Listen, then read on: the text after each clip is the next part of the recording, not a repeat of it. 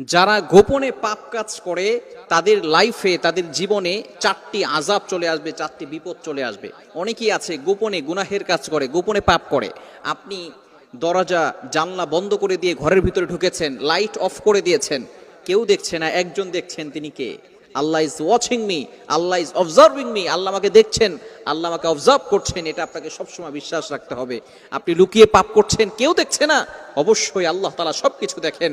Allah is watching me, Allah আমাকে দেখছেন, এই বিশ্বাস আপনার ভিতরে থাকতে হবে।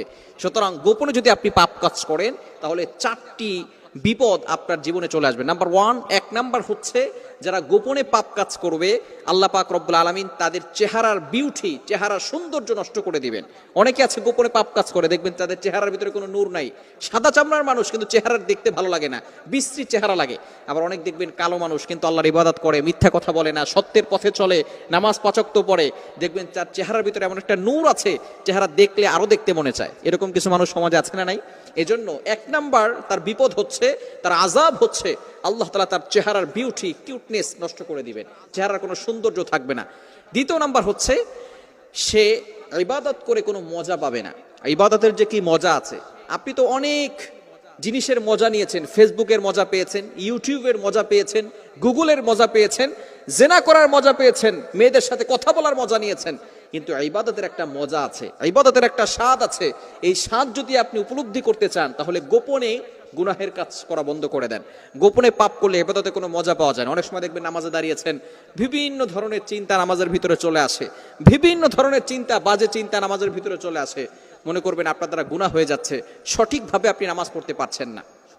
কেন? নামাজ কিন্তু আপনাকে সমস্ত প্রকার গুনাহের কাছ থেকে বাঁচাবে। আল্লাহ তাআলা পবিত্র কোরআনুল কারীমের ভিতরে নিজেই বলে দিয়েছেন, 21 নম্বর পারার 1 নম্বর পৃষ্ঠার 2 নম্বর লাইন, সূরা আনকাবুতের 45 নম্বর আয়াত, আল্লাহ বলছেন, ইন্না সালাতি ওয়া নুসুকি ইন্না সালাতা তানহা আনিল ফাহশাই ওয়াল মুনকার।